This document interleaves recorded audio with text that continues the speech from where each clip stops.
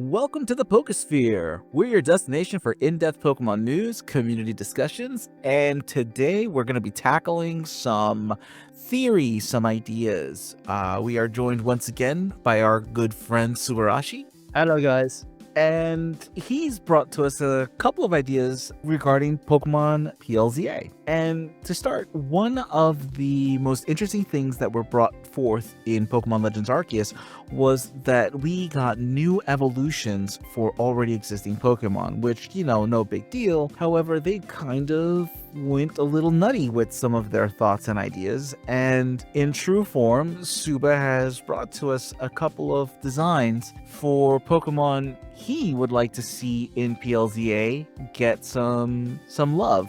And so I'm going to go ahead and kick that over to him and let him present. What you're going to be hearing is our live reacts as he starts to show off his images. So as always, nothing is scripted. Everything is a live reaction. We just kind of take our turns giving our hot takes on his amazing art. So Suba, off to you. Well, we all know that we get new evolutions for Legends Arceus, which were called like Cleavor, and what were the other two? I know there was also the Wydeer. Weirdeer, Lilligant. Yeah, Weirdeer. Yeah, that's it. Yeah. Well, yes. Well, there's also Quillfish. Like Quillfish. Basculesian. Yeah, Basculesian. Yes, that's the main one as well. Yeah. Yes, that was an awesome one. Hell yeah. That's a redundant evolution. Oliver Quill. So yeah, so we had all those in Legends Arceus. So why not Legends ZA? Is nothing's restricting them to do it again for some Pokemon that do need evolutions dearly. So I came up with some Pokemon that should have new evolutions for the game. So I came up with one. So this Pokemon is actually evolved from my most favorite bug type Pokemon, and that is Ariados. Ariados getting a new evolution, so it's going to be a free third evolution for it. So here we go. Africorn. This thing's absolutely brutal. Like, so you know that looming fear. So I recently saw a meme. It says, "Out of sight, out of mind," unless you see a spider disappear in your household. And this is the type of spider that, even if I saw a Spinnerack, I'm waiting for. I'm in my mind. This is now forming my entire house and eating me. This is how nightmarish this design is. Like this thing, the pose it has looks like it's looming over me in my sleep, waiting for me to just decompose so it could drink me. I'm gonna catch it. I'm gonna name it Jeff. For anybody that gets the reference, but no, I really love it. Like Ariados is definitely like low key one of like my favorite bug type Pokemon, like overall. And like seeing this, like, because I really think Ariados needs like an evolution or something, because its stats are just way too like low for my liking. This right here looks really good. Like, it's the purple makes it stick out to show more of its like poison typing. It looks menacing. I don't want it calling me dad though, but I can call it Jeff still. And yeah, no, I would totally love this, like, for Ariados. I would really like this. Like if it's even in the game and it turns out to, and it does have some kind of regional evolution, I'm definitely adding it to my team. Now, I would ask one small favor would be that you hot swapped the yellow and the black so that there's the yellow and the red touch, just kind of like a throwback to something, because first and foremost, this thing looks absolutely menacing. Like, I have this thing with spiders. I do not like spiders. I hate spiders with a freaking passion. But for some reason, Pokemon spiders, I always seem to gravitate towards. There's Galvantula, there's Ariados, and I love their designs. And this just takes those designs that I do like to an absolutely whole new level. And the reason I was looking at the colors was because part of it reminds me of, what is it? It's the king snakes and the coral snakes. There's a color scheme that if you see, you do not want to, you don't want to get near. So it was, red touching black, safe for Jack. Red touches fellow. So the red was touching the yellow, it would just add to that whole thing where now you've got a very dangerous Pokemon that if it gets you, you're doomed. Just sign your life away. But otherwise, I mean, the idea behind this, the way it looks, and the thing is that it's one of those things where it's like looks can be deceiving. It is this big bad, I'm going to take your lunch money looking spider, but then watch it spin a hammock for you to make sure that you have plenty of rest and nobody bothers you for a while. I do like that. But I love this. I love the design. I love the artwork. I think this is definitely just wow. I'm all in. I'm all in, dude. Just take my money. I also went a bit creative. I was trying hard. So yeah, the way obviously arthropod, that's another hint of its name, arthropod, and corn as like in the horns it has instead of corn, you know. Well, we haven't even know that Ariados will be in ZA, but hopefully, fingers crossed, it will be. This is a wish list. Yeah, it's on my wish list, definitely. So, yeah. So, we have another Pokemon that will need to have a third, and the third evolution is Hypno. Who likes Hypno? Who likes the Pokemon Hypno? Dude, that is one of the creepiest things ever, is like Hypno and Drifloon. Yes, I remember that. So, what if Hypno even evolved further? We have Mezmetron, and it is a psychic electric type. Oh, do we have psychic electric types in the game? I don't think so. Can't think of any. I don't think so either. Let me know in the comment section below, but I doubt it because I can't think of any right off the top of my head either. No, I just know that so many people use electric moves on their psychic Pokemon, though. Yeah, I'm getting like a couple of like things off of this guy. First off, as a Persona fan, I am seeing Igor here because of the long nose. You know, my master has a long nose song, and I'm also hearing wah. Like this thing is going wah. But I'm liking it. I like how it's like I'm assuming its hypnotist ring is the spiral on its hand now, and it's got like one of those like fancy electric orb things. Oh, I remember playing with those as a kid. Like every time at the store I see those, you know, you just put your fingers on the globe and then the electric lines are just touching them and everything. I love that. Yeah, I think he looks less creepy here and he just looks more evil here, which I think it would be like a good look for him in a sense, like for you know, especially based on what his Pokedex entries say. So Yes. oh gee. Every time I look at this art, man, it just gets so heavy and I just feel so sleepy. I'm really concerned about what's on the tip of its the nose thing. No, so can you explain the electric type? Allow me to explain. Its ability, when it makes it, because it puts the opponent to sleep, the snack out ability, which is a new ability, activates, making the opponent Pokemon wake up and take minimum damage. That sounds brutal. Yeah, I got to admit, like, that is an interesting concept. An electric psychic, we don't see that many of them. You've got the hypnotic pattern on the inner palm. It's holding what looks like one of those little sciencey orbs. But what throws me is that nose, between the nose and the hair, and it just feels and looks like Hypno, the penguin from the 1960s Batman show, and Goku all did the fusion dance. And this Nightmare Fuel came out. Yes. I mean, and I'm curious to, like, was there a reason for the color patterns on the nose and the arms, the purple? Not really. I just kind of liked it. Obviously, it's gone through stuff, making it a bit scarring, because obviously it would make kind of weird if it was just yellow and it was like, because Hypno is a psychic type, yes, but there's no indication. I get it. It's hypno, you know, it hypnotizes you, but I don't know really. There was probably a reason why I added the purple, but I kind of liked it, so I added it. And also, what you're talking about, Draco, is they're called plasma balls. That's it, the plasma ball. And This is the way how you evolve it. Level up while holding plasma ball. That's how you do it. Yeah. Now this is two. This is a pre-Evo and a new Evo. So Torkoal has neither and is a cool looking Pokemon, but doesn't really have any evolutions at all. So what would be amazing if it did get a pre-evolution and an evolution for itself? Snappot and Carbotoise.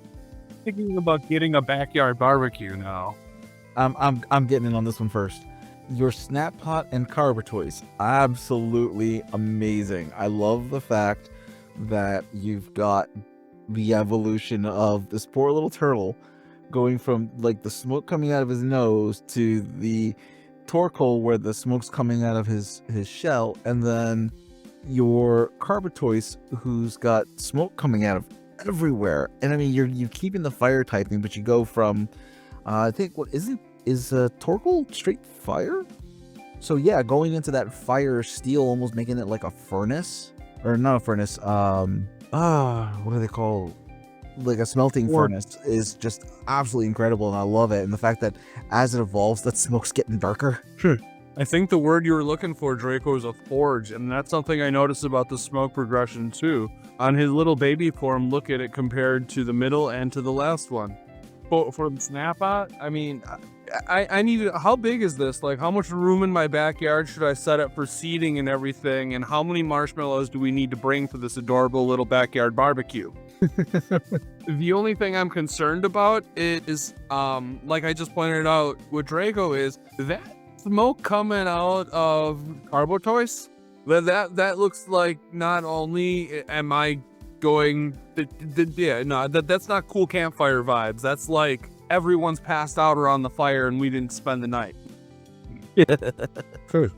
This design is like really cool because like it did feel kind of lonely for like Torkoal to be like a standalone Pokemon. Like it does seem like it should have either pre-Evo or an Evo, but having like a full like 2-stage line thing or 3-stage line thing, like what you did here, Suba, is like really cool. Like its first form Snappot is really adorable. It's like a, what is it? Kind of reminds you of like a tea kettle, right?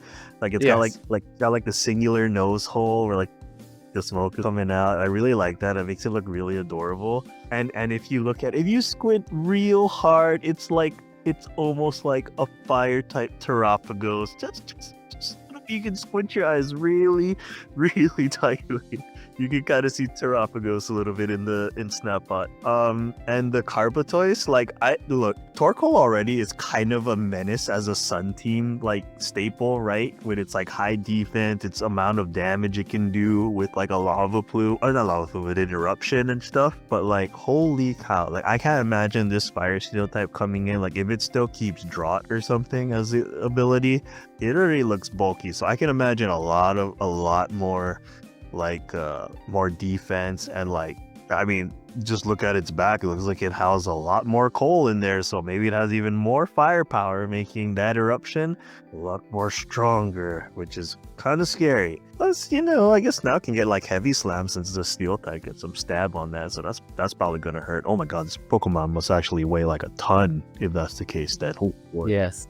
But it looks really cool. Like if Torkoal gets like these like forms in it, or like like pre-Evo or an Evo, I think it would be a welcome addition to it for sure. But I do have a description. Snappot has a single nostril to pour out molten metals and rock. Carbotoise's shell is made of the hardest metals in the world. So yeah, it makes that obviously definitely what it is. So what is a forge? It is a forge, yes. I have 2 more pre-evolutions. So these are going to be kind of cute. So these are going to be Gen 1 related. So Onix and Steelix. Do you think Onix should get a pre-evo? I like where this is going. I like where this is going too. It's not what I was expecting. Whoa. I like it.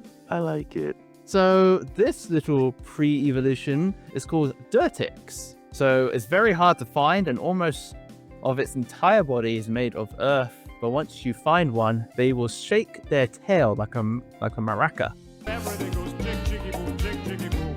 Oh god, I'm imagining that whole scene with this thing and a bunch of Diglets and Dugtrios now. Thank you, Pokemon anime.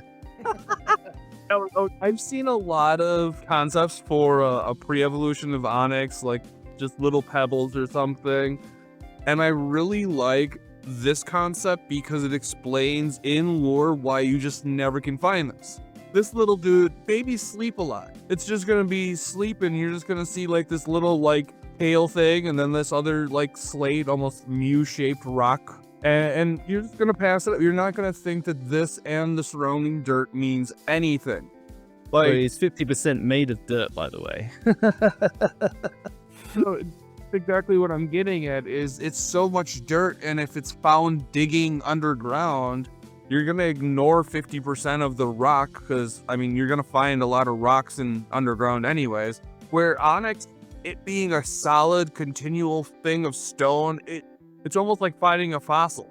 You know that you're finding something that's not just rubble. So I like the rarity to it, and I think there could be a very interesting way of getting Onix or Steelix to breed into this, kind of like a Manaphy and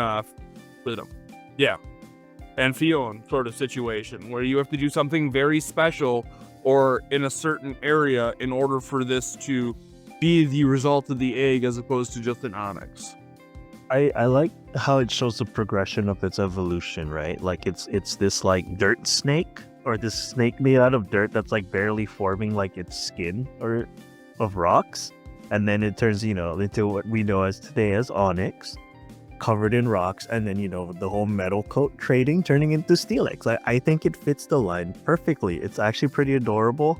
I can't imagine what its stats must be, but since Onix already has a really high defense stat, this one either might have like maybe closer to abysmal, or like maybe it's not as high, just because I'm thinking like dirt, right? Like dirt is to crumble kind of easily, so to speak, right? Like if you pile it up.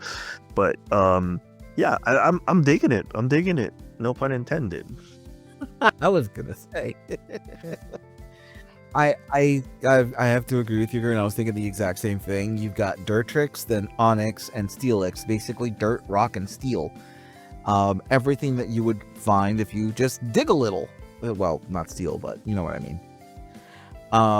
I think the progression really does work in this case. I think you put a lot of thought into just how it looks, and oh my god, that head is so adorable. That face, that cute mushable face. I just want to mush it. You want a rich rock? I can dream. I play D&D. But yeah, no, I think this one is definitely a great idea and an awesome concept. I like this. Who likes Muck? And what's its pre-evolution again? I forgot. Grimer. Grimer, that's it. Yeah, Muck and Grimer. Let's go. So what if Grimer got a pre-evolution? Well, of course it would be this. Sloppy! Please tell me you have it alone variant. Oh my god. This could actually work as a pre-evo for both if you think about it, right? Like this would turn into even like it's... Oh, that'd be so cool, actually. I love it. Here we go. Poison type. These Pokemon are found in trash cans eating food waste across Kalos. Floppy are quite hard to find, as Grimers are more common in the world, and they mostly merge with Grimers. So every time they find a Grimer, they normally merge with it to make the Grimer a bit bigger. So that's why they're not very often seen, because they like to stick together. No pun intended. And be cutting in the platelets from cells at work. Let's stick together. Yes, exactly. To create a Grimer, basically. I love it. It's adorable. I do like how, like you mentioned, like for its lore, right? It sticks it to other Grimers, and that's why you don't see them. Like it makes total sense now for like it to be just like this at its first form, and then it either turns into like the Alolan or the Cantonian version of it, right? Because like if it sticks to that Grimer, then technically it becomes that Grimer, so to speak. So it's like it like whatever Grimer it sticks to, that's what variant it's gonna be, which is a pretty awesome idea to see. Yeah, I just love it. It's adorable. It's like I mean, it probably smells bad, but it's it's cute. It's cute. It's like Trubbish. I think this and Trubbish would get along well as buddies. Trust me, Gurren, it does smell bad. I can't believe you, Subu. That's why my sandy gas smells so terrible and looks so weird. Did you just open it to the beach and then try to trade it off to me as a rare sandy gas? That's funny. That's I am just absolutely floored by how adorable this thing looks. And yeah, now that you mentioned Sandy Gas, I'm like, oh god, they're cousins. No, I'm pretty sure sandy gas is just what happens when this thing goes on to the beach and takes a real bath. But yeah, no, I love the fact that you went, like, I'm sitting here going, Grimer's pretty small to begin with. I mean, how much smaller can you? And then I see this picture, it's like, oh god, it's so cute. It's so adorable. And you called it Sloppy. So it's Sloppy, Grimer, and Muck. I'm worried that this is the start of the movie thing just in the Pokemon verse. Yeah, I'm floored by it. But yeah, this is great, dude. This is crazy. And I'm glad you brought these to us today so we can, you know, take a first look.